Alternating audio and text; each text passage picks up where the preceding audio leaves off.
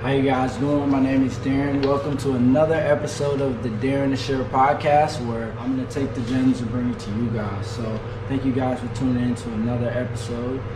Today on this episode we have Dominique Bolts. Some of you guys might know him as Rocko the Barber out in Waco, Texas. Yeah, he started out in a Baylor dining hall. He cut hair. He's going to go into that process, but he was a barber. He ended up starting his own clothing line, his own brand, and built it up from nothing to something. And right now we're sitting in his barbershop, and he owns it. He owns the property, he owns the building. And we're going to talk to him today a little bit about his life and how he got to this point. So Rocko, if you don't mind introducing yourself to the Darren Share podcast. I feel like you've already introduced me, but thank you for having me. Thank you for thinking of me. But yeah, like you just said, you said it kind of backwards. I'm Rocko the Barber. Some might know me as Dominique Bolts. I think most know me as Rocko. But yeah, I'm a barber here in Waco, Texas. I just celebrated 10 years of being in business at Rocko My Style. I opened up June 22nd, 2010. So we in 2020 now. It's been 10 years. Don't seem like it, but it has. Yeah, I'm a barber here in Waco, and Yes, ready to expand to more than just being a barber, I would say. Yes, sir. I like that. All right, we're going to get into it. I want to start out by letting you talk a little bit about your upbringing here in Waco, where you were born, and kind of what your path was. Like, we all have our own stories. I want to get a little piece of yours. That's real broad, but okay, let me just start talking and see if it will just flow. So I was born in Waco at Hillcrest Hospital. No, I was born in Waco at Hillcrest. Okay, hold on, wait. wait. Okay, no. See, when the cameras come on, I know, everybody want to be a superstar. That question was so till the broad. cameras That question was so Where were broad. you born? That's literally why I asked You you. like You give said me your Hillcrest story. Like I was Hospital. like, okay, I was born. I don't know what happened after that. Like, do I just skip to back to what I can remember? But Okay, let me set the groundwork. Okay. All right, you were born in Waco, Texas. Right. You went to elementary school, middle school, high school. Okay, we skipped in daycare. Waco, All right, Texas. bet. All right. No, we ain't talking we skipped about the first daycare. birthday party. All right, I'm not bet. concerned about daycare, bro. Okay. Nah, but for real, Right. tell us about like your early schooling. My early school days in Waco. So, early days in Waco, I was born here in Waco, Texas. My mom and dad, I'm still confused. I don't know if they was together or not. they were fooling with each other. But my dad, he was on a different path in life. You know what I'm saying? He was living a fast life. And so I was really raised by all women. I was raised by my mom, my grandma, my great grandma, who I was closest to, and like majority of my aunts. I had a lot of aunts. And so I would be with my mom on the weekdays to go to school, and every weekend I would go to my great grandmother's house. The whole church life or whatever.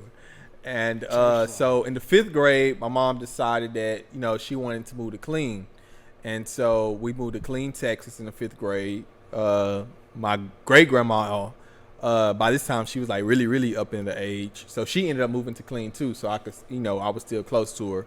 And so from the 5th grade to the 10th grade, I was in Clean, and I made a lot of friends. I felt like that's what majority of my childhood I could remember was in Clean, Texas. So in 2005, my sister graduated high school, and she went to TWU. So my mom decided to move to Dallas, and that was like one of the most saddest times in my life, because I was like, I feel like I had family there in Clean. I had friends that I made there in Clean. And my sophomore year in high school, my mom was like, "We moving to Dallas," and like I was super sad. I still remember them coming on the intercom because my mom came and got me at school early. It was like, "Can we get Dominic Bolts to come to the front? He's leaving." I was like, "What?" She didn't let me finish the day. I was sad. I started crying. I still remember that day. Like, God, dog. And so like she picked me up early. We ended up moving to Dallas, Texas. And I was hurt. 10th grade. Actually, that was like the end of our 10th grade year. So 11th grade, I started. No, it was 10th grade. It was the end of the second semester of 10th grade.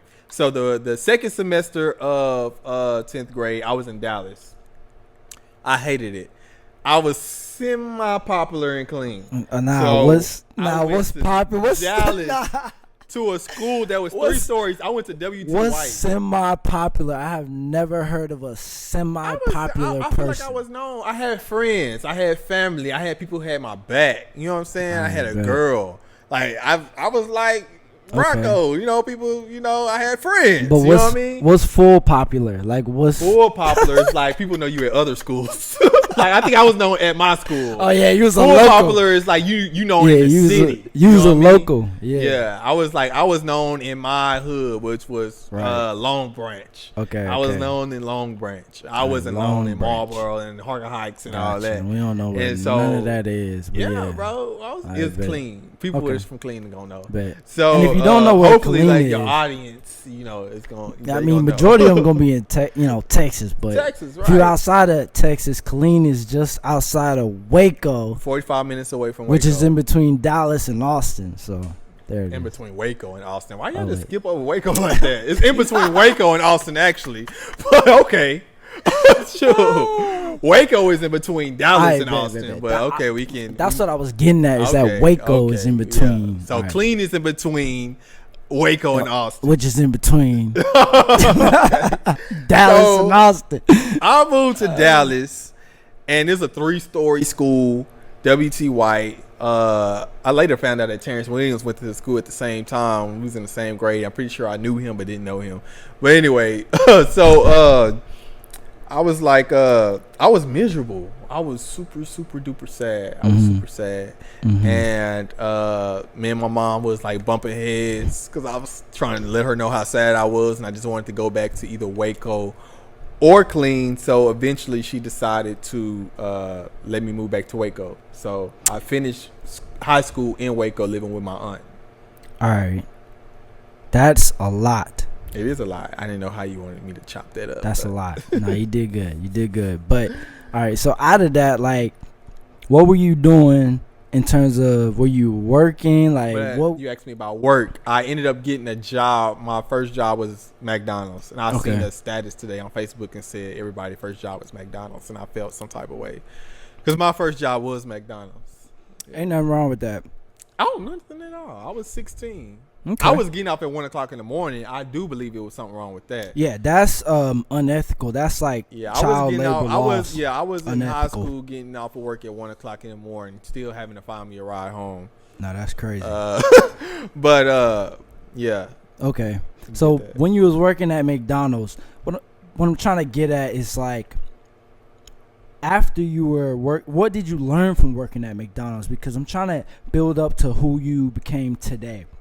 Right. So is there anything you learned in the process from moving and living in different cities to trying different sports to working at McDonald's?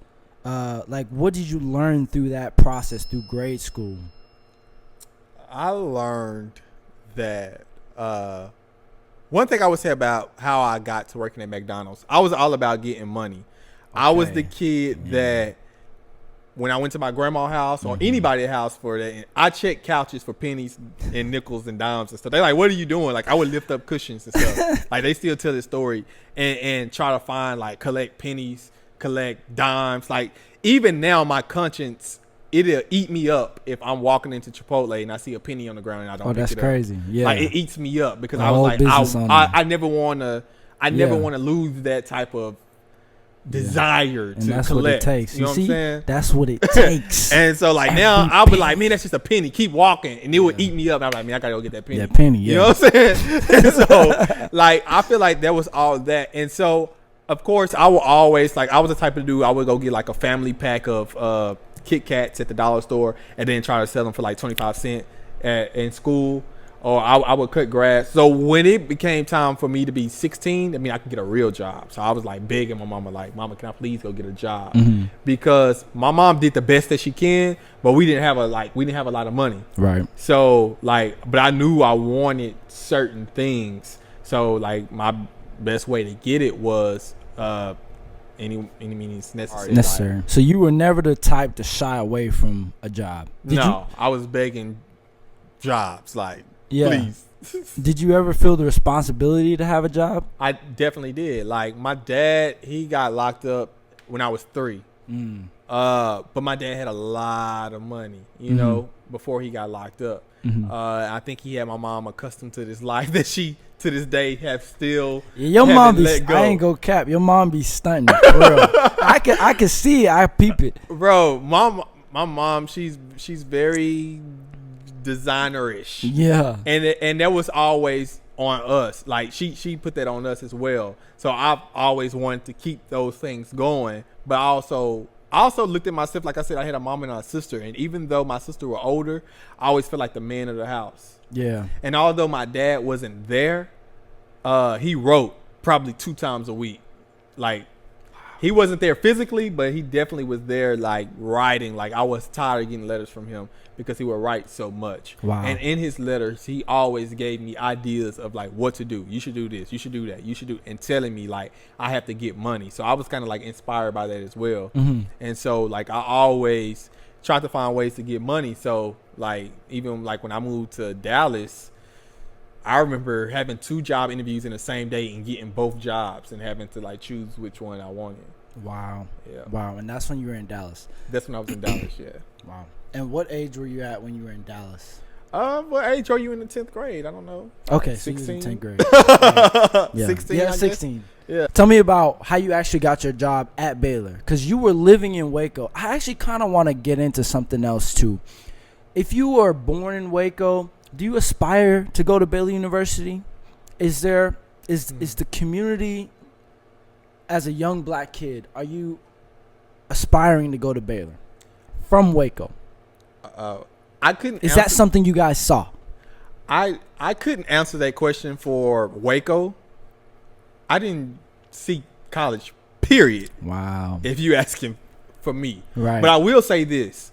I will say growing up in Waco and even in high school prior to getting my job at Baylor, Baylor seemed off limits to Waco. Wow. Like even the campus. Like I think it took me working there to know that it was legal for us to be on campus and not be a student. Wow. Like I would think like if I was just from Waco and I went to walk on Baylor campus, I would think like I would get like a citation or something. What? Yeah. Me growing, that's me though. I can't speak for everybody. For me growing up, I thought that Baylor was off limits. So when I got a job at Baylor, I was like, you thought I'm in there.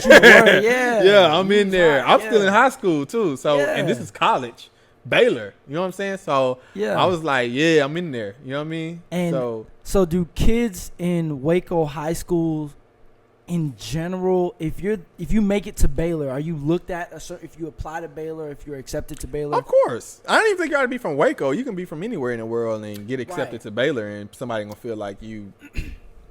Right. You know. But I wanna understand how young black kids in Waco feel about Baylor. I honestly wanna, because I wanna know that. Right. My understanding, I only know one person that grew up in Waco that ended up graduating from Baylor. One person. I know. And it's a young black girl. And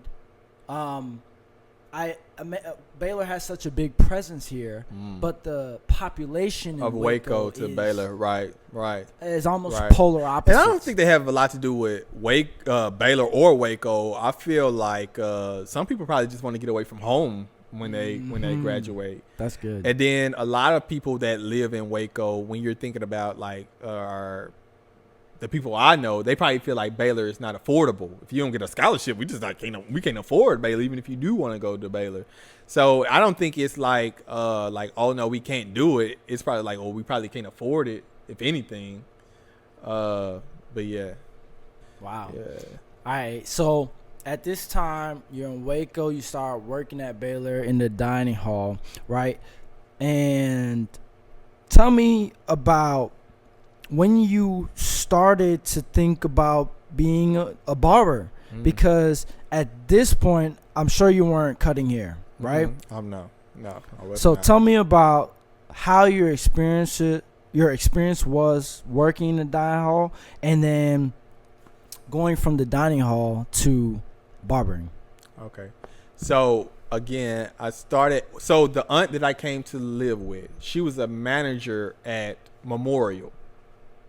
And so she talked to somebody, and that's how I got the job at Baylor, through my aunt that I was living with. And so I started, and again, I was in high school. So in high school, I was a grill cook, and Brooks Burgers was like slamming. Everybody would come for book lettuce, tomatoes, pickles, and cheese. I used to have to say that 50,000 times a day. So I was doing that. And so during high school, like I said, I never had the desire to go to college. I struggled with bookwork. I still believe I have a short attention span. So I was just like, I'm not about to pay to do work. Like, I don't even want to do work now. I'm definitely not about to pay to go do it.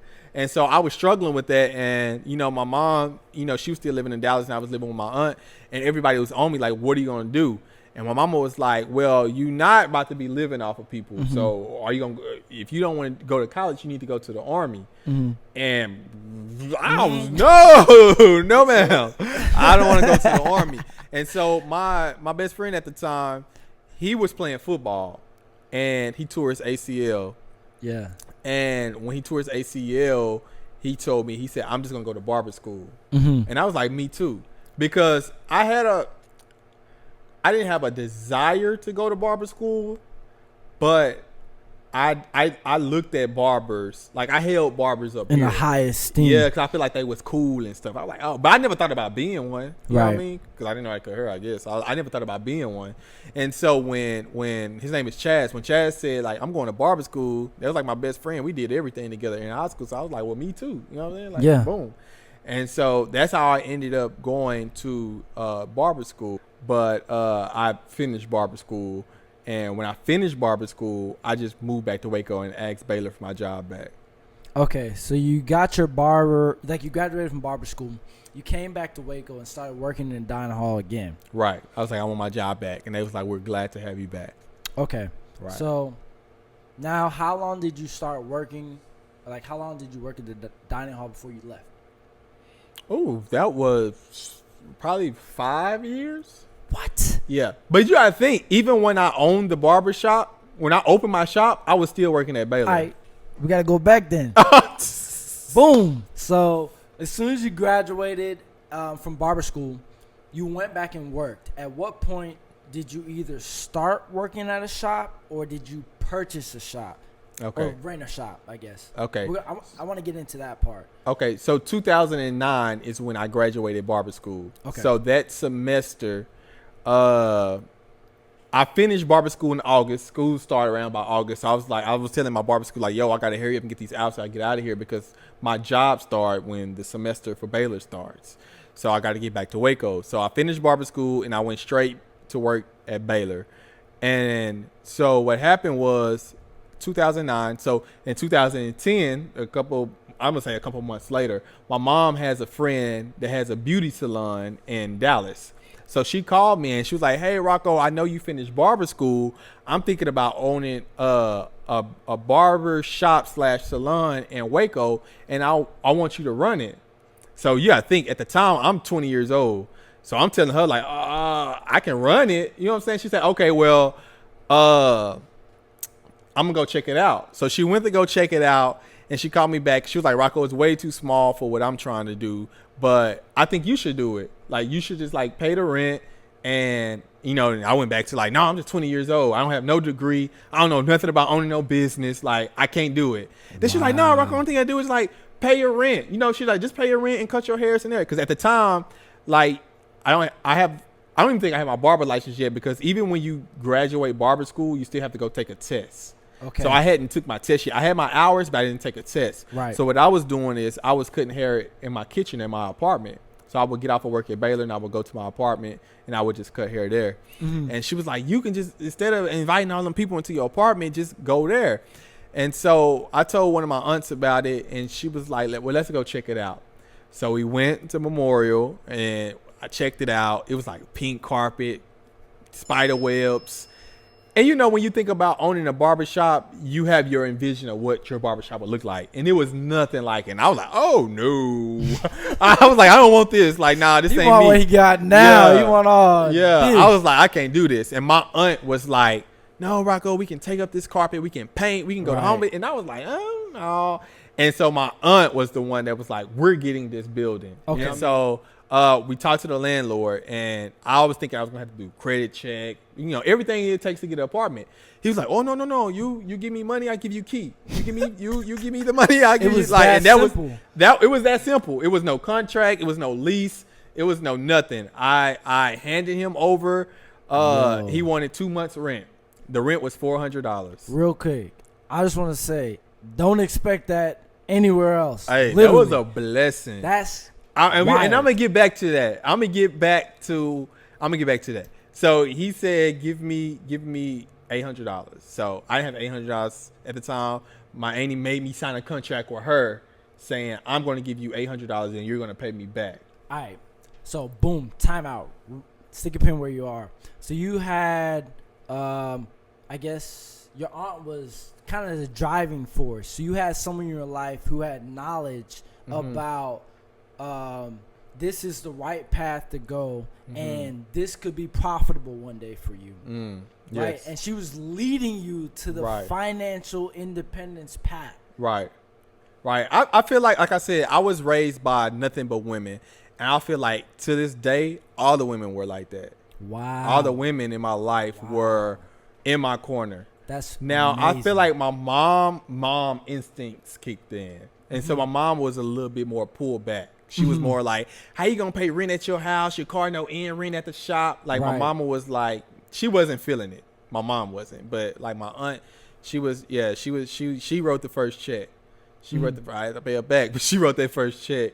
Cause at the time I had like a Grand Marquis on 24-inch rims. Yes, I had painted it. I had painted polo horses all on it. I was in the car club. I was spending money on all types of crazy madness. Yeah, I would go to the polo outlet and buy the polos out the clearance rack, and it was in Hillsboro, and I would drive back to Waco and sell them for like more than what they were worth. Okay, so you were still hustling, but in general, because Baylor checks return on the investment, literally nothing. Yeah. Okay, so then your aunt fronted you the check for the first shop, right? Right. And I know, is this on Memorial Drive? Yeah. Okay, so I know what this is. To describe it to y'all, it's a 300 square feet. 300. Your shop is 300 square feet, but it's one of five units in this little strip. I call it a horseshoe shaped building off of Memorial Drive here in Waco, Texas. So just to give y'all a picture, it's like a little 300 square foot shop in a horseshoe shaped building. It was like units. It was units. Yeah. Suites. Right. Suites. So, yeah. It wasn't big at all. Honestly. No, it was not big at all. But we had some great memories in that thing. Yeah. Yes, sir. Yeah, it wasn't big at all. So once she was able to make the deal with the landlord, fronted you the $800 check. Right. What happens? So even then, I was never confident in the way I cut hair. So you got to think, I was always kind of like goofy, lanky, clumsy, childish. class clown, all of that. Yes, sir. And I graduated with my friend who was the football player. He was the, the jock or whatever you want to call him, like the cooler one. I was always in his shadow. And so when it came time to like, okay, we're both barbers, who are you going to choose to go to? So my friends was like, oh, no, Rocko not cutting my head. Rocko not cutting my head. Like, nobody wanted me to cut their hair. Yeah. And so, and I even now, I understand. You know what I'm saying? Mm-hmm. And so I was still working at Baylor. And so I had met a guy. I was being messy. And it was MySpace time. And his headline was... His hairline, his headline. His headline. We had, battery just died. Picking up. Rocko. Yeah. So I was saying, like, so... I was on I was working at Baylor, and I was on MySpace one day, and around this time there was a clique in Waco called the Cool Cats. They was like throwing parties. They had the keys to the city. They was called the Cool Cats. They was like on. Wait, hold on. How old were the Cool Cats? We were 20. Oh, it was y'all. Yeah, it was 1920. I wasn't a part of the Cool Cats. Gotcha. I actually didn't like a person in the Cool Cats, but I could never just like step to him on that because I knew it came with the Cool Cats, and I was like, boom. Yeah. And so I was on MySpace one day, and I seen a headline, and it said "F the Cool Cats." Jay Rich said that, so I was like, wow. I was like, who is Jay Rich? Like, where is the guts? You know what I mean? So I clicked on his page. And I look at his page, and he was still in high school, and he was cutting hair in his backyard, and he was doing designs. He was going crazy. And I was like, man, he can really cut hair. So I reached out to him, and I was like, yo, bro, like, and this is actually I gotta rewind because this is when I was in barber school, and I was like, yo, bro, I'm gonna move to Waco one day, and I'm gonna own a barbershop, and I want you to yada yada yada. So he was like, cool. And so I was like, when you go to barber school, you come out, I said, I'm going to have a shop for you to go to. And he was like, bet. And so me and him, we built a relationship. And so when my mom friend told me about the shop, we put the $800 down. I was like, Jay Rich, I got the shop. So in the time, Jay Rich is still in barber school. But what he would do is he would come home and he would cut in the shop. And so me, I still really don't have a clientele. You know what I mean? I got 3 or 4 people that, come to my apartment that like desperate need, Rocko, can you cut my hair, type thing. And so I was cutting hair in my kitchen. So during that time, Jay Rich was really holding down Rocko My Style. He had finished school. We didn't mention Rocko My Style yet. So oh dang, you got to tell me when Rocko My Style was created. Because if y'all don't know, that's the brand that I met Rocko as. Ah, yeah. Rocko My Style. So, I mean, I don't know. That's why I say I feel like this can be real choppy. Rocko My Style came, my dad. So, my dad still writing letters. My dad was locked up for 17 years of my life. Now I'm 20-something. So, my dad was locked up for like the 17. So, when I went off to barber school, my dad was still in prison. And so, I was telling him I was in barber school. But going to barber school, me and Chaz had a idea. We was going to get a barbershop. We was going to call it Turning Heads. We going to get this license. We're going to move back to Waco. Yeah. Boom. We fell out. We fell off. So now I got to create my own dream, And so, my dad would always, he sent me a list of names. And on that list of names, Rocko My Style was on that list. And so you shared the shop idea with him, right? With my dad? I don't even think I shared the shop idea with him. I feel like he knew I was in barber school. So he was like, since you're in barber school, this is what you need to do. Boom. And to this day, he still does that. That's amazing. And so I was like, all right, I mean, sometimes I say, all right, me and my dad relationship is not the best. Not the best at all. But he does have a business mind, I will say that. Okay. And so he would write letters like that. So sometimes I would throw him to the side, and sometimes I would take heed to him. And so I was very, very close with my great grandma. I really tell people that my great grandma raised me, And so my great grandmother, she was dying the year that she always said, I want to see you graduate.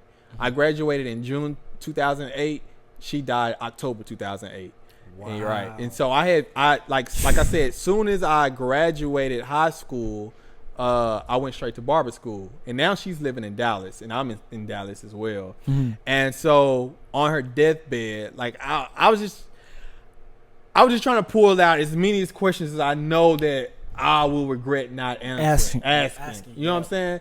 And so, like, I asked her on her bed, and I was like, my daddy wrote me this. I was like, what do you want me to do with my life? I was like, if I get a whole bunch of money in life, what do you want me to do with it?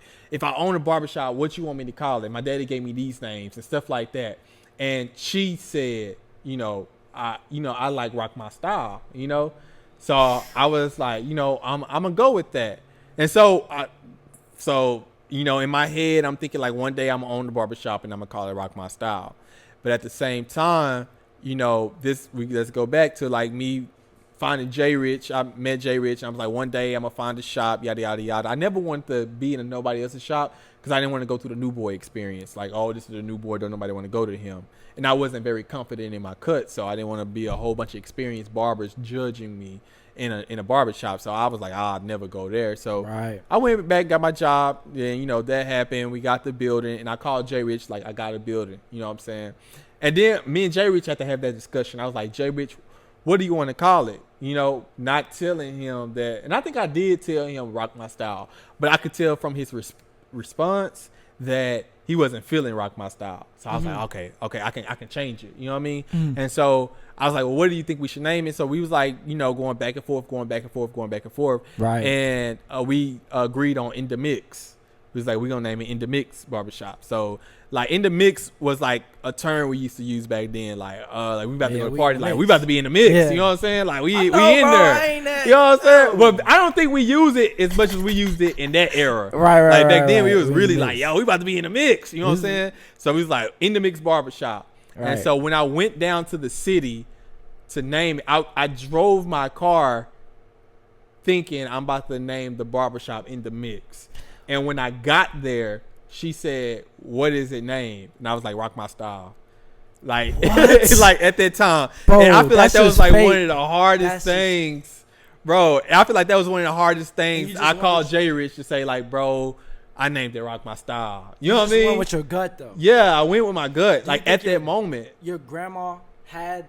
Man, it just came out of you. To this day, I feel like she still controls me, bro. Wow. To this day. From me joining church and giving my life to God. Yep. Like, I can go into that experience on how that happened. I went to church on accident that day. And I can see it in you, bro. When I first met you, I could see the presence of God in you, honestly. Oh, dang. Honestly. That was deep. Yeah, but bro, because it's how it's an order. Right. But I went to church in my Brooks clothes, in my work uniform on accident. And I heard a sermon and I was fighting it. And like, how they do like the benediction song? The benediction song was a song, like even like I was fighting before they played the song they played was a song that we sung at her funeral. Wow. So I was already fighting it during the sermon. Right. And then when I heard the song, I broke down. I was like, that's it. Like, that was it for me. And that's how I ended up. Okay. But yeah, we got off track. So, yeah, like, I was like, it's in the, I was like, okay, we naming it Rock My Style. So I said all that to say the first couple years of Rock My Style, J Rich held it down. He had a booming clientele. I was still working at Brooks. So I was kind of like, couldn't hear. I was running it, but it was my shop, but J Rich had it booming. Popping. You know what I'm saying? He had it popping. So, real quick, was he like paying rent to you? Because he was. When you own a barbershop, the chairs pay rent to the owner of the shop. Right. So you were renting the space. Right. And J Rich was a barber in the shop. Right. But I didn't approach him that way. Gotcha. I approached him in a partnership kind of way. I approached him in a partnership type of way. Gotcha. So I was like, yo, bro, I got this building. It's only $400 a month. We can split it in half. Boom. So we were splitting. And so I would be paying my half out of the money that I was making at Baylor or selling polos or whatever like that because my clientele and I was charging like $5 a head at the time. And so I mean, because I didn't feel confident enough to tell somebody I had to come off of 10. Because back then, 10, like 10, yeah, I can go to such and pay 10 because that's how much we was paying. And so I was charging $5 a head, and J Rich was like booming. So how did you know that you needed to go get or file Rocko My Style with the county? That's a good question. Somebody told me to go get a business loan. Ooh. So I was like, I can get up some money? Bet. So I went to the Bank of America, and I was like, I want a business loan. And they was like, well, what is your business? I was like, I own a barbershop named Rocko My Style. They was like, what's your EIN number? I was like, what is that? You don't know what the EIN number is? Yeah. They was like, where's your DBA? I was like, what is a DBA? Like, I don't know. And it was like the person at Bank of America was like, well, you need to go down to the court. You need to go tell them that you want a DBA. And I was like, okay. So the next, it was like blindly walking. I was like, okay, bet. Like, what's next? Bro, to get this business account. I just want to say, when you put yourself out there like that, right, you see how answers come back to you. You're going to have to figure it out, and then you go figure it out, and that's how you learn. To this day, I'm 10 years in the game, and I'm just like, what is that? Yep.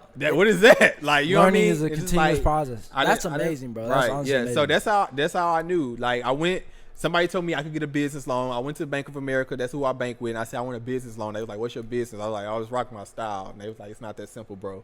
Yes, sir. And so, yeah. Yes, and so sir. they pretty much walked me through the steps.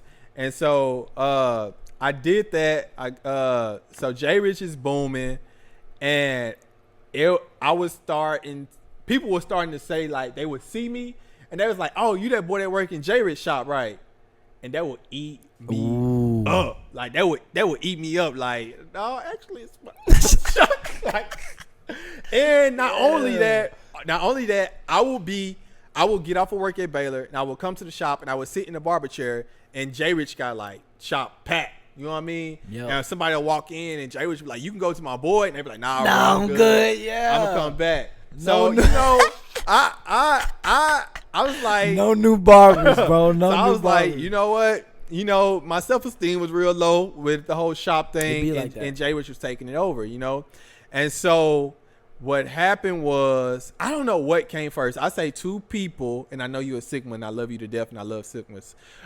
Yes, sir. I feel like two people really put me on, started me, and that's Baylor football and Baylor Alphas. Mm-hmm. So there was a guy from Waco that was a alpha at SFA, and he knew me, and he was like, Rocko, we just did this thing at SFA with the alphas, and we sponsored haircuts from this barber. He was like, I'm gonna reach out to the Baylor alphas and tell them to do that for you. And I was like, all right, bet, cool. You know, anything goes. So Justin Wofford hit me up, and he was like, yo, I heard this guy, he was telling me to reach out to you. And I remember I walked out the car, and I was sitting in his Mustang, and he was like, we're gonna do a hump day. And he was like, I want you to come up, get some flyers, and we got a sticker, and we wrote free on those flyers. And they was like, at hump day, we're going to give out all these flyers. Yeah. It said free on them to everybody.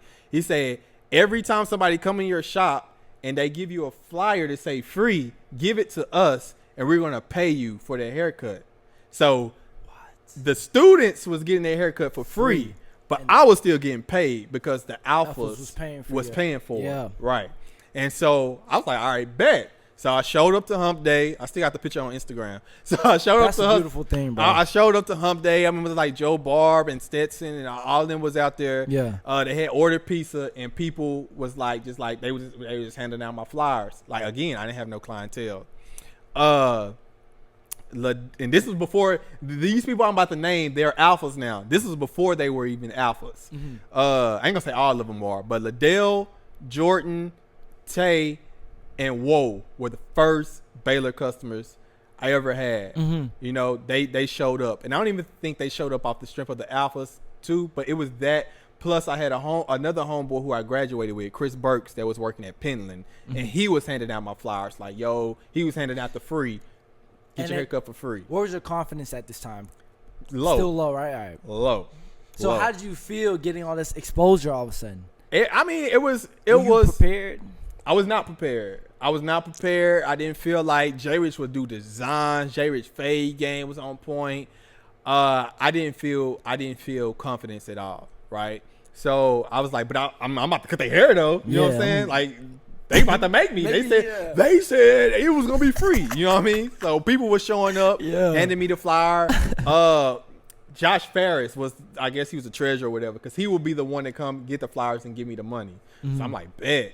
You know what I'm saying? And so shortly after, I had a roommate that was cool with this girl. She dated a guy on the football team. So he was at work, and he shared my desire for me to be, to grow my business. Like, this was my roommate. Our lights was getting cut off. Me and him both was broke. I can go in a long story about our journey. Yes, sir. But he called me at work. He was like, Rocko. And think about how I told you, like, we thought that campus was untouchable. Even me working there, like, I felt like, let me stay in my place. You know what I'm saying? Chief called me. He was like, Rocko, Jenna boyfriend played for Baylor, and he said he want a haircut. And I was hopped out of bed. I was like, what? He's like, he played for Baylor. He's like, his name such and such, yada yada yada. So I was like, all right, bet. So I went to the shop. He came with her mom, and she was like, this is how he want his haircut. She was telling him how he want his haircut. So I cut Prince's hair. It was Prince's birthday, and Prince was like, yeah, we're gonna be at University Parks. We're gonna have a party, for my birthday. Yeah, so parks. I showed, you know what I'm saying? Yeah. So I showed up to the pool OG party. And he was telling people like, yeah, he cut my hair. You know what I'm saying? He told me to give me some flyers, and he put it in everybody's locker. So me and Prince became friends. He stayed with T-Reese, KJ Morton, and Jamarcus. And I would always go to their house, and I would cut hair at their house. So then it came time to, like, I'm cutting hair at their house. Even though I got a shop, I was still cutting hair, like, at their house, because I feel like, again, my confidence wasn't up there enough to be like, no, I'm a barber. Y'all need to come to me type thing. And so I felt like what happened was my clientele started to grow, and I started to be late to work. But I was so good at my job. I had been there since high school. Now we like 4 years in at Baylor. And so I knew everybody's station. Like, I can come in. I ran Brooks, bro. I know how that worked, bro. I'm not even going to be modest about that one. Like, I ran like when I walked in, they was like, even new supervisors came in, they would come and ask me questions. Facts. And so, like, from the dish room to the grill to everything, like, I would, like, Facts. And so, like, I would call them and be like, yo, I'm going to be an hour late. Set up my dish station for me. Set up, like, So even my manager would come in and be like, yo, what's up? I was like, oh, I had some heads. Like, I had to cut, yada, yada, yada. So he's like, okay, cool. Like, just, hop in. So, like, I would, like, clock in, set up, go to Penland, because that's where everybody was popping. That's where it was popping at Penland. And Keisha was at the front desk. And Keisha was my cousin. Right through. So she was also be like, yo, you need to holler at my cousin Rocko. He cut hair. You need a haircut. So I even had her, you know what I'm saying? And so I would go to, kick it over there, because the cool kids really wasn't coming to Brooks. Yeah. So I was like, the people that I wanted to cut, they wasn't coming to Brooks. And so I would go to Penland and chop it up with everybody. Chris Burks and everybody was over there. I was dating a girl over there. So I would always be at Penland. Go ahead. Then I would come back to Brooks, do what I need to do, because it only took me 2 seconds to catch up. And so what I want to say you did a really good job at, bro, is rooting yourself in the right communities. You understand what I'm saying? Like, I don't even think you knew you were building certain connections when you were building those connections, which is so crucial when you're starting a business. Right. Because you were getting directly to your clientele, and your clientele was pubbing for you. Right. They were advertising for you off the strength. Right. You know what I'm saying? And I feel like what just lit the fire is I had a homeboy that I graduated with. And by this time, like, I was kind of locked in. I knew people at Baylor. I was cutting a couple people, and I still had my Waco connect. And my homeboy, he was like, my girl mama owned this club, and I'm having a party. I was like, all right, bet. We showed up to the party, and didn't nobody show up. Now, me and the other homeboy, we was like, bro, where everybody at? And we was like, I don't know, bro. And I was like, we trying to hype him up still, but like, they gonna come, bro? But nobody showed up. So on the way home, I was like, bro, I wish I would throw a party. Nobody show up. I said, if I throw a party, I know Chastity gonna show up, Roderick gonna show up, Jenna gonna show up. Like, I'm starting naming people that I know gonna show up. Yeah. So in my head, I'm thinking like, man, I'm about to throw a party. You know what I'm saying? Like, I should do one myself. And so I could get more than zero. You know what I'm saying? Like, that's how I felt. Like, and I talked to the owner, and she told me like it was gonna be like this amount of people, and I mean this amount of money. I was like, okay, I can come up with that. And so I wanted to tie it into the barbershop. All right, boom. So we named the party. Shout out to Dante Waters because he gave me this name. Time to Get Faded. Yes, sir. So Time to Get Faded is like it can go either way. Barbershop party. You know what I'm saying? And so it was like Time to Get Faded. Entendre. Promo September 7th. Double. I still remember the date because my birthday September 5th, but that day it was on September 7th. Time to Get Faded. I started pubbing. So it was like Rocko the Barber and the Rocko My Style team present Time to Get Faded. So we started pubbing hard at Baylor and of course Waco. So at this time it's like, okay, you know, Waco gonna show up, you know, Baylor gonna show up, it's gonna jump. And it was my 22nd birthday. So my 22nd birthday, I threw Time to Get Faded, and it was like a success. And that was the most money I ever seen at one time in my life. Boom, I'm trying to get to that right there. Before we get to that, how did you stay level-headed? How did you stay focused amidst working two jobs? Owning the barbershop, busting it How you down know I at was working two Penland. jobs? I feel like I never said that. I just know. Oh, I'm about to say I feel like that was a part that I was like, I'm not gonna even get into the story about me working at the nursing home, but Hey, we ain't gonna go crazy. All right. We ain't gonna go crazy, but you was working two jobs. I was working two jobs at this time, yeah. Okay, so you're getting a check from the nursing home, check from Baylor, and $400 a month at right, and I was still cutting hair. You were right. paying $400 a month at Right. the barbershop, and you still cutting hair. So that's $3. Right. How did you balance all that at 21, bro? People are not thinking about. A lot of 21-year-olds they're not thinking about that. Right. It goes back to like my mom. My mom was more at this time. Me and my mama relationship got distant. It got. I was still kind of resenting her for moving me from clean. I was resenting her for like my friend Chaz that I talked about and my friend Leonard, all of them, they moms was paying their car note. They were paying their cell phone bill. My mom was like, if you want a car, you better buy you a car. Yeah, if you want a cell phone, one. you better pay for it. So while they were playing sports and doing all this other type of stuff, I was going to work at Baylor just so I could have a cell phone, just so I can have a car and stuff like that. Gems. And so I was like, I gotta go to work. Yes, you know what I'm saying? I when I moved back to Waco, I had an apartment. I had to pay for that apartment. You know what I mean? So I had to get this in Baylor. It's not enough. Baylor just gonna pay for the shop. I gotta pay for the shop. I gotta pay for my car note. I gotta pay for money to put down on the party. I gotta pay to get polos. You know, I'm selling polos. At this time, people was like breaking in my car, stealing my polos, busting my windows. Like I just went through a lot. But you never stopped. I never stopped. No, I never stopped. So when you threw the first party, right? It was crazy. So tell us about making your first bunch of money. Yeah, and What it was was probably, that like? I'm saying a bunch of money. It was probably like $700 at the Yeah, time. but we know $700. Back then, like I was like, in one day, and I would have fun. Like I made $700 having fun. Yeah, bro, it was a wrap. I was like, Rocko the Barber presents, Rocko the Barber presents, Rocko the Barber presents. Like every opportunity, bro. It was on and popping from there, Bro. Yeah. It was crazy. So, of course, when you say Rocko the Barber presents, they gonna be like, oh, he's a barber. What you doing? Like, right. Somebody pulling up. So I was like, Rocko the Barber. So I was like, all right. It's crazy how I became Rocko the Barber because my roommate Chief, he was like, I'm gonna make you a Twitter. I was like, bro, I don't want no Twitter. Like I was fighting Twitter. And he was like, I'm gonna make you a Twitter. And he made my name on Twitter, Rocko the Barber. And that's how the whole Rocko the Barber name came. Yeah. From Twitter, from him. And so people will start saying like, oh, you Rocko the Barber, you Rocko the Barber. Like even to this day, if I introduce myself and they be like, oh, how you doing? I'm just like, oh, yo, I'm Rocko. And he will be like, oh, the barber. Yeah. You know what I'm saying? Yeah. And so it would be like that. So that's how I really started, like, pretty much put myself out there is through throwing parties. I definitely don't think it was through cutting hair. I think it was throwing. I think the parties is what really, really, really grew the brand, I would say.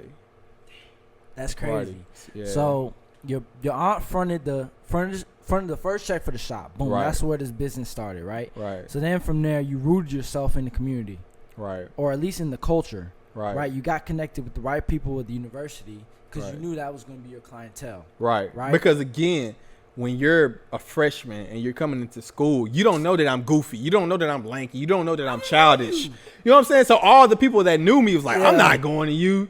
I'm not going to you. Yeah, because they don't want to. Some people they don't want to support. Yeah, because they think they know you, right? And so we when it was at Baylor, it was like a whole bunch of people that did not know me. So they took that chance. Yeah. And now those same people, bro, can you squeeze me in, bro? Or oh no, you too good. You want to cut them Baylor people? You don't got time for us. Yeah, you fool with Baylor, but they fronted on you. Yeah, right? exactly, nah, bro. That's how I got to you, bro. I got to Baylor, and I came from Atlanta, Georgia. We got, I mean, that's the Mecca. I came to Waco.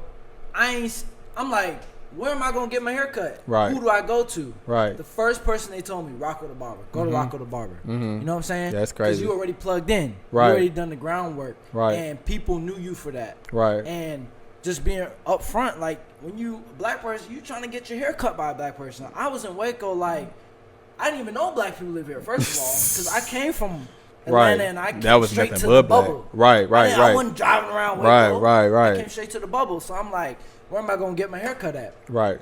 First name that came up, Rocko the barber. Right. And you were literally my barber my entire 4 years. Right. But see, now all those times I got my hair cut contributed to your funds because you built the foundation before I even graduated high school. Right. You know what I'm saying? Right. And it wasn't just the haircuts that you funded. True. It wasn't. We can get into that. Right, this dude bro. paid off his whole car. I know. He got a challenge outside. This boy. I remember you paid off your car, bro. Right. Still driving it. You know how much that is a month that he's still saving on top of his business expenses and his profit from his businesses. It's decisions like that create kind of generational wealth and create opportunity to spend your money on investments versus going out and spending that $600 on another car. Right. Because I definitely don't want another car. Everybody keeps on saying like, when you gonna upgrade? Because it's a 20. My car. I got my car on accident. Let's start there.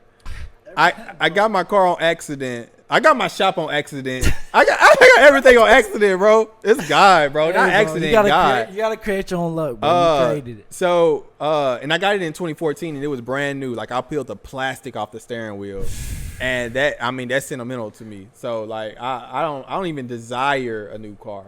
You know what I mean? I don't at all. So I want to get to where we are today. So you.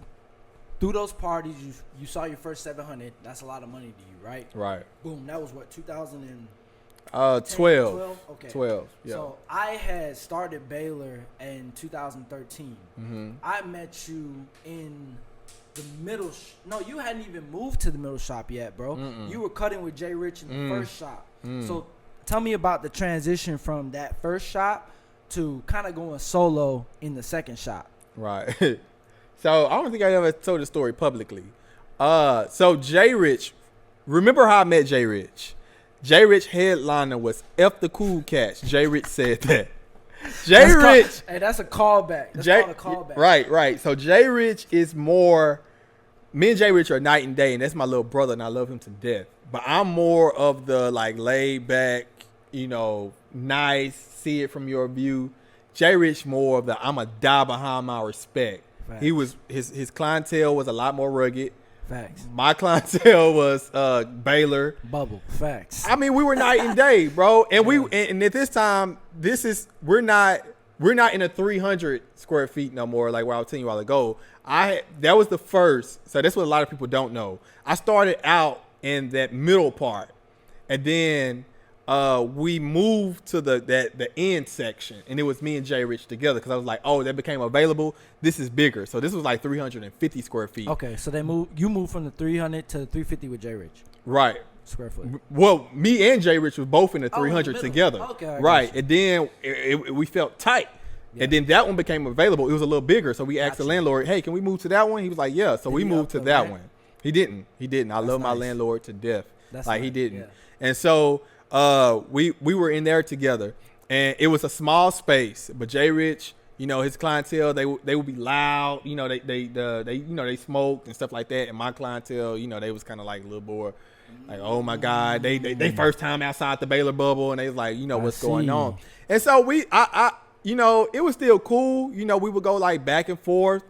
But me and Jay Rich never got into it. Bro, this makes so much sense right now, bro. Me and Jay Rich would never get into it. He always respected me. I always respected him. Like, our bond was tight, but our clientele bond was totally different. Which makes sense. Right. And so what happened was we had a TV in our shop, but the TV was broke. It like, you can be watching it and then it'll turn purple. You know what I mean? And everybody knew that. Everybody would talk about our TV. Yeah. So how about our shop got broken into and somebody stole our TV, right? Somebody, I remember this. Yeah, so the shop got broken into, somebody stole our TV. And we didn't know who stole our TV. So one day I'm cutting hair, Jay Rich get a phone call. Bro, didn't y'all shop get broken into? And Jay was like, yeah. He was like, man, I know who broke into y'all shop. He's like, why? He was like, man, this fool just sold me y'all TV, man. He sold me the TV that be turning purple. And Jay was like, well, who sold it to you? It turned out to be one of Jay Rich's friends that broke into our shop. And so Jay Rich is the one that's going to die behind his respect. So he was like, I'm going after him. Don't incriminate nobody on this on the podcast. No. This is all years back. This is all years and years back. Jay Rich is like, I'm going after whoever did it. At this point in my life, I'm terrified. I was like, oh no, sir. I gotta get out of here. I don't want no part of the beef. And so at that point, I said the other spot was still available. Right. I was like, Jay Rich, it's crowded in here. My clientele is growing. That's cap. Your clientele is big. My clientele. That's cap. We're still going to be one shop, but we're going to be in two different suites. Yeah. So we were still both Rock My Style. Right. I did not know that. Yeah, it's like you're Rock My Style right here. I'm Rock My Style right here. But we're still in the same, horseshoe, yeah. Just in two different suites. He was in suite A, I was in suite B. All right, I'm going back to the money because I want to make sure these people understand that too. Like, did they increase when you moved to the second shop? Did they increase rent? Were you paying 2 rents? Is it the same rent? So now, because you got we're paying 350 and a 300. So now we're like we were splitting 200 a piece, and so now it's like 200 a piece. Yeah, like so when we were in one shop, the rent was 400. I thought it was 800. No, the down payment to get in there was she had to write $800 because he wanted 2 months. Bro, it was 200 is nothing. Exactly, bro. That's crazy. 200. That's crazy. So Jay Rich would pay. That's 200 in a day. You make 200 a day on. Okay, well maybe now. Back then when you charging $5. Oh yeah, you gotta have 47. No sir. You have 40 heads. No sir. Yeah, and so yeah, Jay Rich would pay his 200. I would pay my 200. So now we're separating shops. Got you. So we got to have that conversation. Like, yo, Jay Rich, we're separating shops. So you're going to have to hold down this 400. I'm going to hold down this 400. Got you. Right. So that's how that happened. And so I don't know how we got there, but I'm gonna go ahead and jump into Steph. You know, Steph reached out and was like, yo. By this time, Rock My Style have kind of made a name for itself. And you're in the middle shop. You're by yourself. Jay Rich will come over here. Boom. Steph was like, I need a shop to cut in. I was like, bet. If I ain't gonna lie. I was like, okay, I got a spot for you. I threw him over there with Jay Rich. So I'm like, there you go. I got a spot for you. Steph came. I was like, I'm gonna put you with Jay Rich. But did you not want that chair though? What chair? The chair. The like, if you have $400 rent, you get another barber, and that's $200 rent for you because he gonna pay the other $200. If that makes sense, right? Right. So, but when Steph came, so Steph was in barber school, and he was like, I need a shop to work in. And so Jay Rich is still paying me. Even though he's paying for his spot, he will pay me and I will pay the landlord. Jay Rich never went directly to the landlord. Gotcha. It was always me. So so it don't matter if I would have put Steph with me or if I would have put Steph with Jay Rich. It's gonna be the money was still coming to me. Got you. Right. And so, but with Steph, like, you wasn't here from the beginning. So I'm about to charge you. Like, I'm going around and seeing how much other barbers charge. Like, so now I'm charging Steph the full $400 for my shop. Mm-hmm. So now Jay Rich is paying $400 for his shop. Steph is paying the $400 for my shop. Mm-hmm. Now I'm paying even though he's still cutting hair in there with Jay Rich. Got you. So what happened was Steph kind of ran into the same issue I was. He was like, yo, Jay Rich clientele is running mines away. So I was like, all right, bro, just come over here with me. Like, I couldn't fight that because I understood. You know what I'm saying? Because you just went through it. Me and Steph were more, I would say Steph Yeah, I feel like I'm in the middle of J Rich and Steph. I don't. J Rich is like urban, like, and Steph is like suburbs, and I'm like in the middle. You know what I'm saying? Yeah. So it's like, you know, Steph can. We got along better. Me and Steph got you. So y'all clientele is a little yeah, cooler. a little bit more similar. I bet. Right. Okay. So look at that. I was so, like, where we at? Yeah, you and Steph in the same shop now, right? I want to understand where did the clothes come into the equation, because you're making money on heads, right? Right. You clearing the rent on the barbershop, right? But you're renting it, so you don't own the shop. No, I don't. Because I'm trying to get to the point where you were able to purchase this place. Okay. Right. So like you were stacking your bread. You had the same car for how many years? Oh no, back then. 8. Oh, you had a different car. Oh, I went through like 9 cars before I got the car that I actually 2014. wanted. Right. Okay, so but up until that point, how were you spending your money from the shop? Were you were making money? How were you spending it? Were you saving it? What was going on? No, I wasn't saving it. I don't think I was saving it. I was into polo. I was addicted to polo. I had a tremendous polo addiction. I would buy polo hat, polo socks, polo shoes, bucket hat. That made sense for 2013, though. I was like, I was obsessed, and that's where all my money would go. It would go into my car. It would go, but I was like, at that time, I was making money. I was throwing more parties and collabing with people and having events, stuff like that.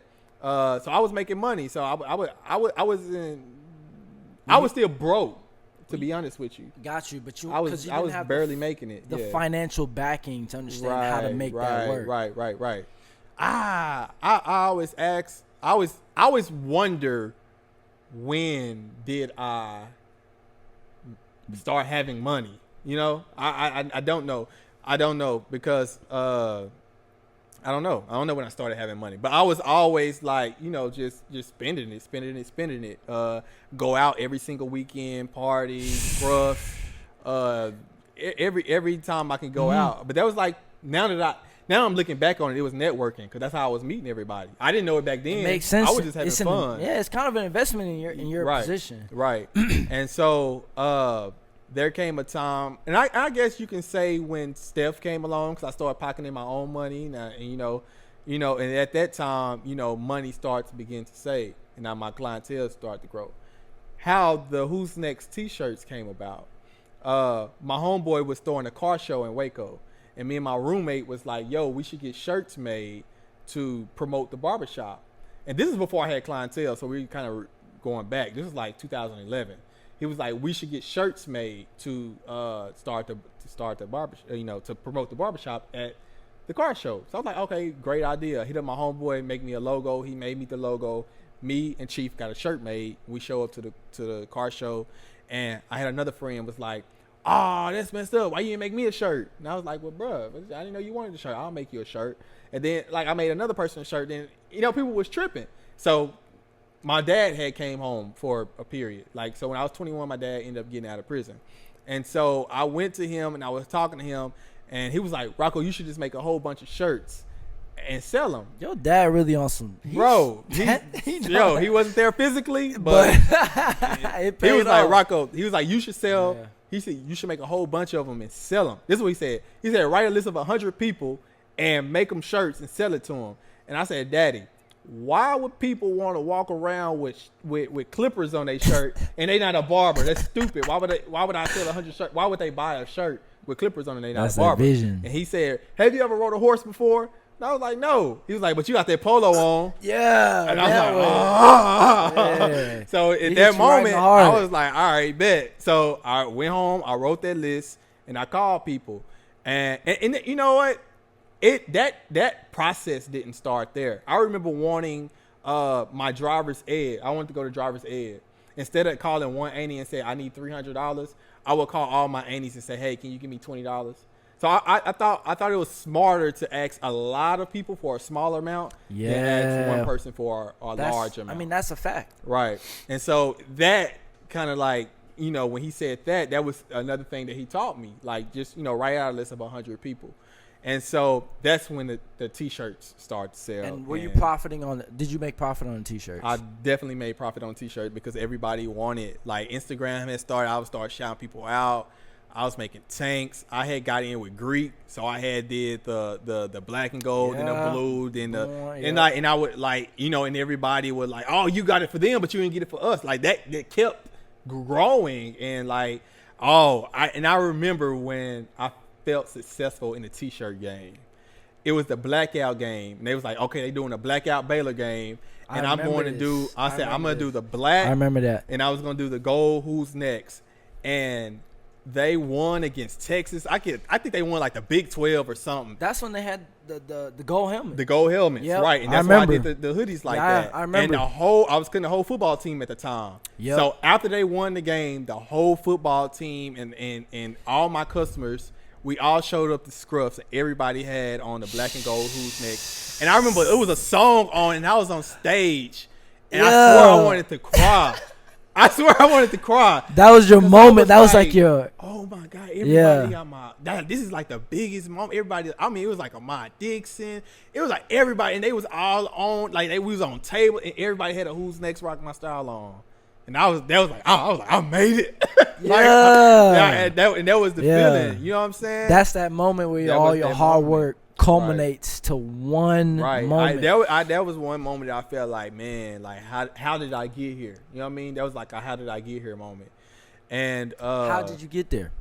How did I get there? I feel like it was people believe in me more than I believe in myself, because even at this time, my confidence is still at an all-time low.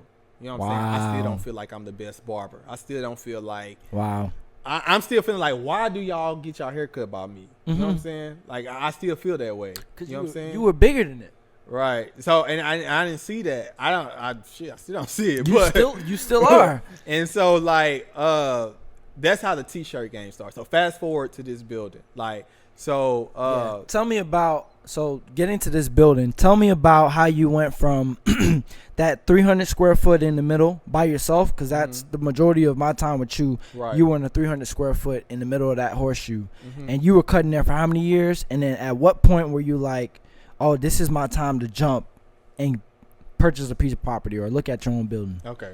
Well, we can tell that you've been gone for a couple of years now, because you definitely skipped the whole entire shop. Yeah, I've been at it. So yeah. There's a shop in between the horseshoe and this. Yes. Oh no, I'm tripping. I knew that. Did you? I knew that. Okay. I didn't know that. Yeah, you skipped. So you went from the horseshoe to the like a strip. location. Yeah, a strip center. 7 barbers. I forgot about that. 7 barbers. Yeah. That's a big one, bro. Yeah. All right, let's talk about that first. Okay, so let's go. So Chaz, the guy that I fell out with in barber school, we fell out, stopped talking, yada yada yada. He go off. He started working at this barbershop called JC's Barbershop. The owner died. That's where he used to get his haircut. So the owner died, and he ended up leaving the shop to Chaz, right? And so Chaz is like owning that shop. I'm owning Rocko My Style. We doing our own things. So at this point, Steph said, hey, Rocko, I want to open up my own shop. So I was like, okay, cool. So he opened up the Golden Shear Barbershop. A couple months later, I feel like, Jay Rich seen that, and Jay Rich like, okay, I'm going to open up my own shop. So Jay Rich opened up his own shop. Bingo. And so I was left with, it was just me.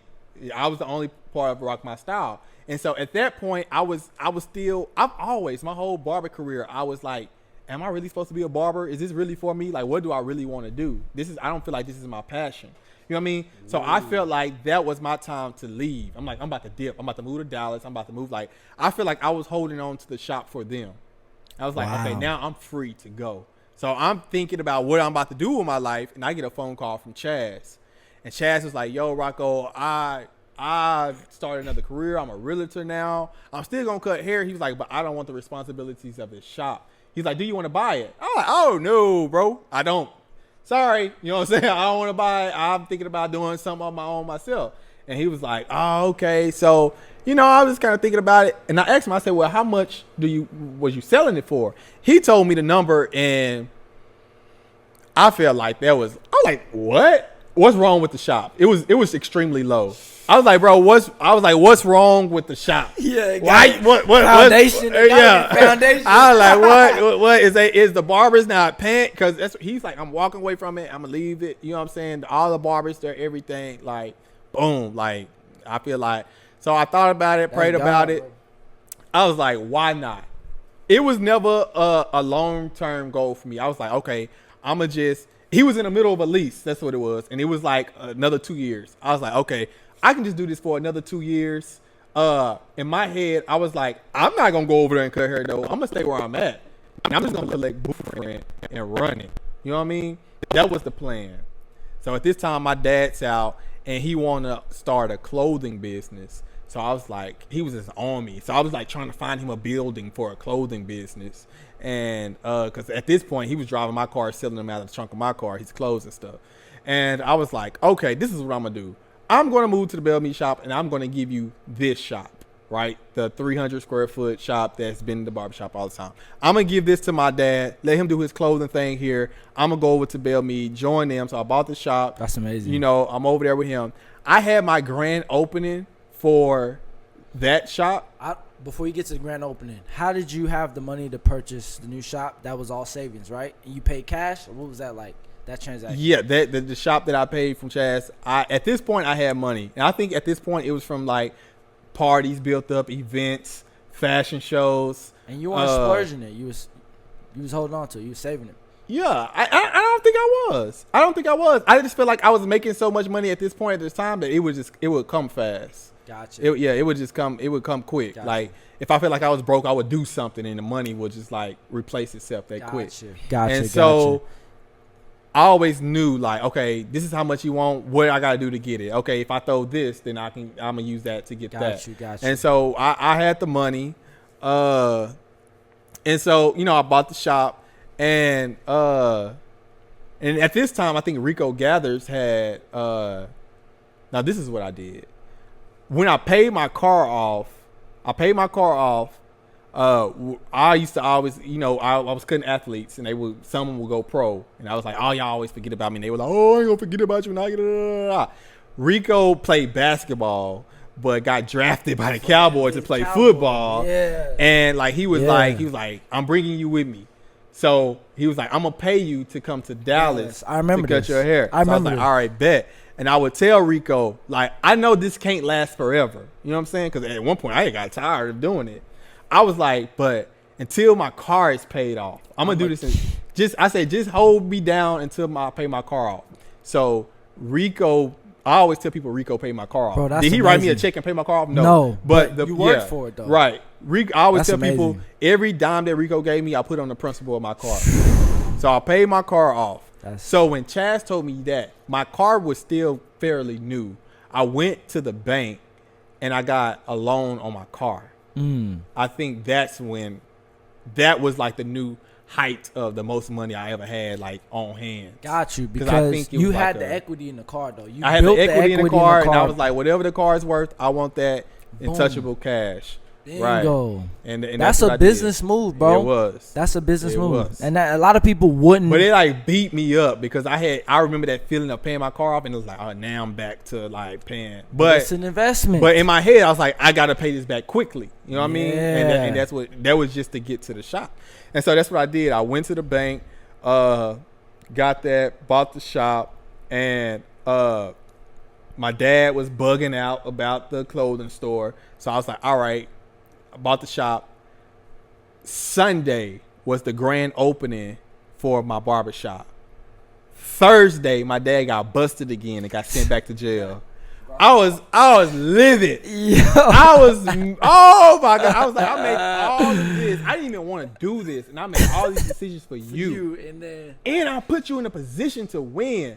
I'm already paying everything for you. At the time, I didn't even know he had went back to selling drugs. I was like, what did you do? Mm-hmm. It was crazy for me. Like my dad had been gone for 17 years.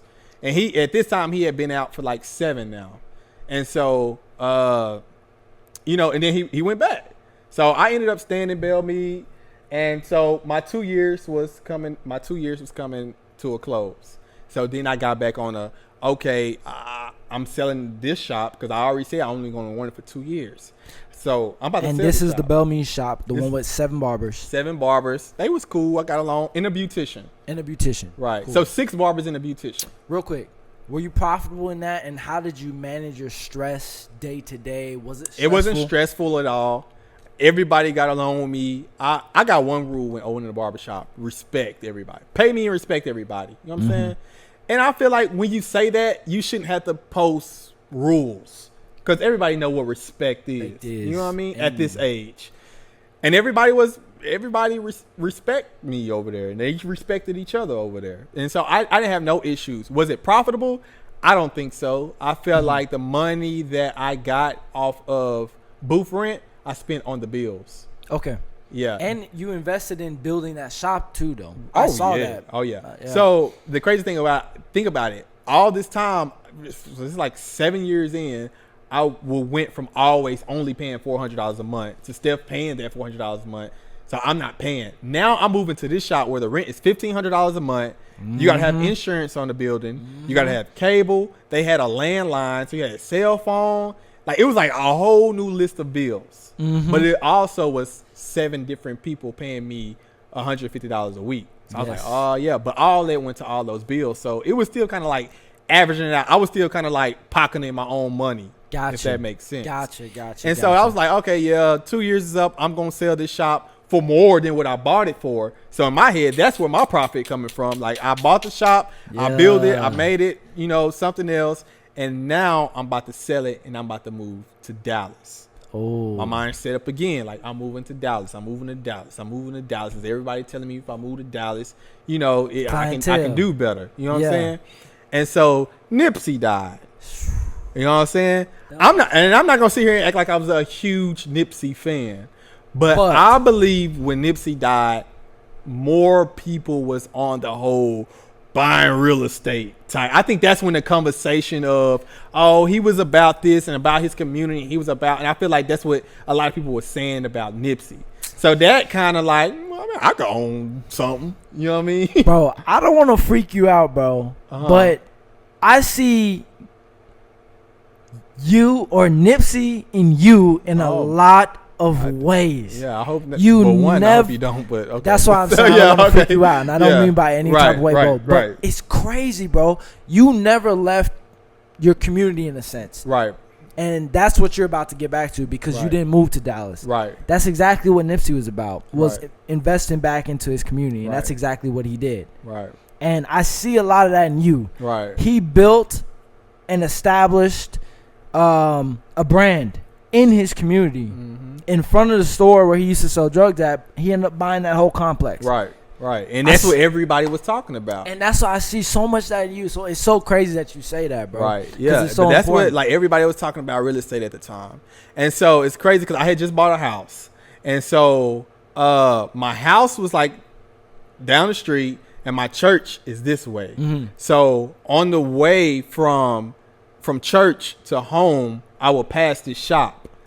And it was for sale. And this area is being gentrified. So this area has been ghosted for like so long. It's been like the bad neighborhood. And now all these different businesses coming. So now this is like the hot spot. So when I used to pass by this building, I used to be like, oh, I know that'll be way too much. That'll be out of my league. That'll be, But I used to pass it so much. So one day I just pulled up and I called to figure out like how much they wanted for it. And so keep in mind, I just bought a house. And so the house that I bought was more than what they wanted for this building.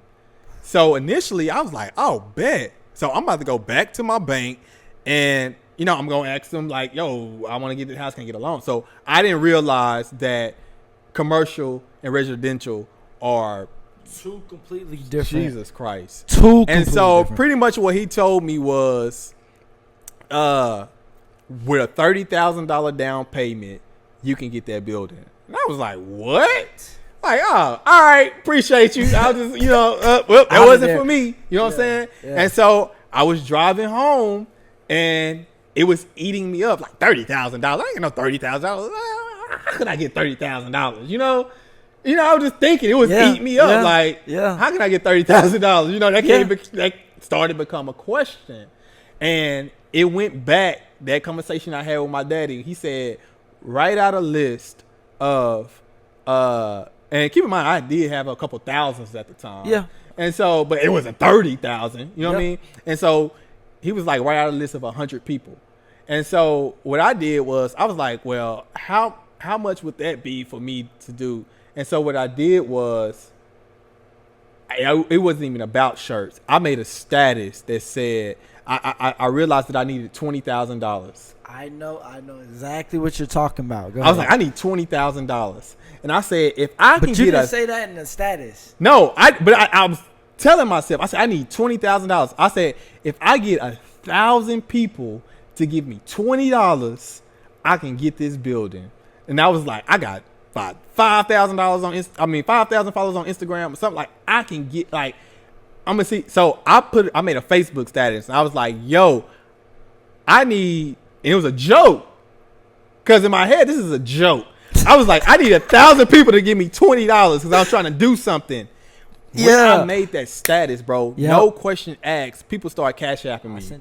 I sent you some money. I ain't gonna care, bro. Yeah. And I think you sent it like when not that status. You didn't send it. You didn't send it that status. No, it probably wasn't that status. I know. I'm gonna tell you when you sent it.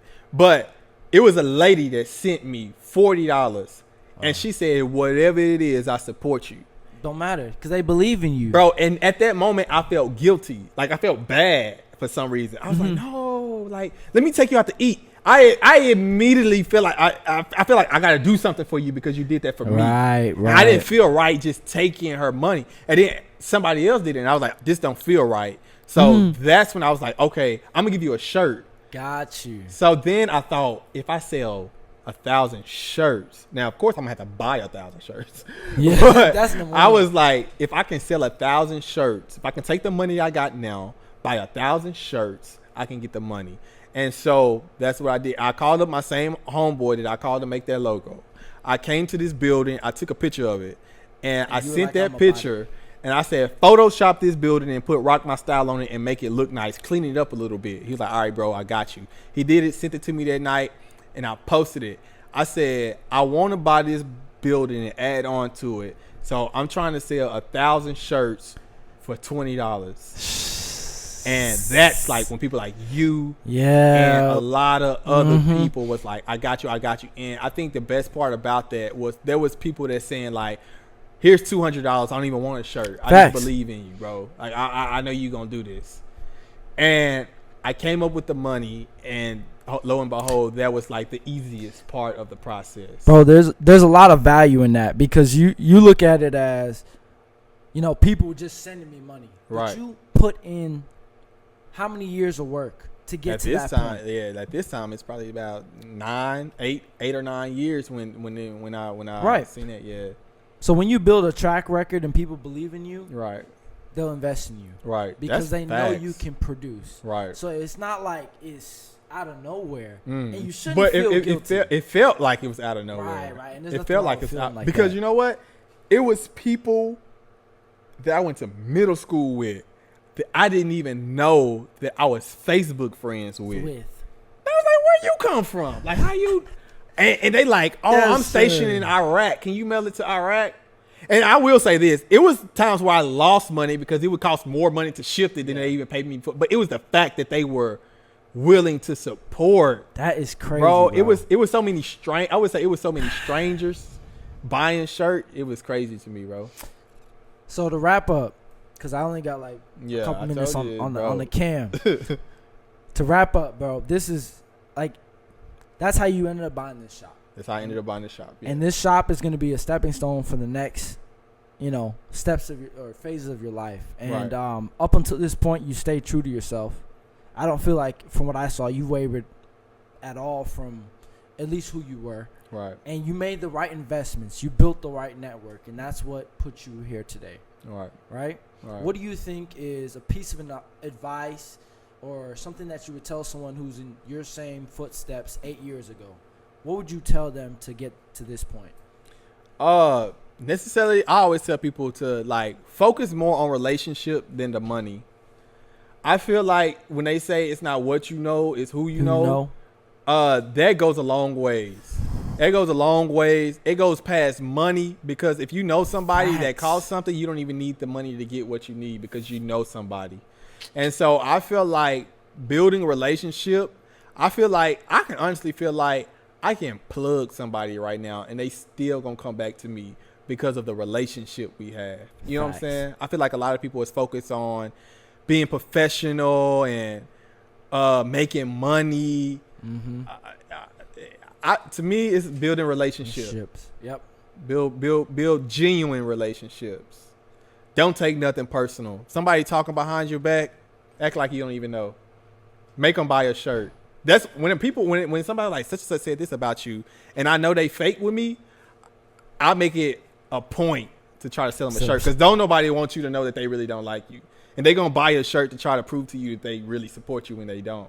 That's big, bro. That's a fact, bro. Wow. I don't take nothing personal. There goes the can right there. Okay.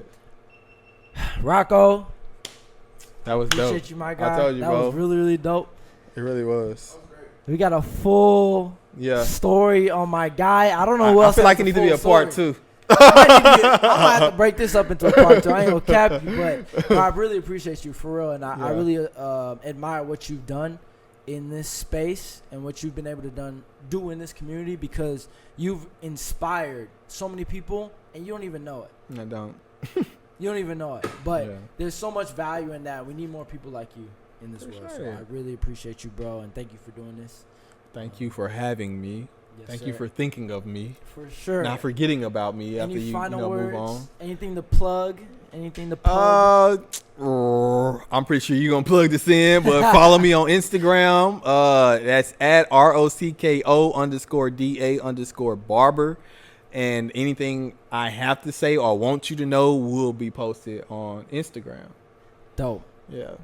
Appreciate you, my guy. That's been another episode of the Darren and Share podcast. Please follow and subscribe on all platforms: YouTube, Instagram, Facebook, Spotify, Apple Music, anywhere you can get your podcast. You can pretty much find Darren and Share podcast. So appreciate you guys. Thank you. All right. Yes, sir. Jeesh. I feel like I just went through a therapy session. That was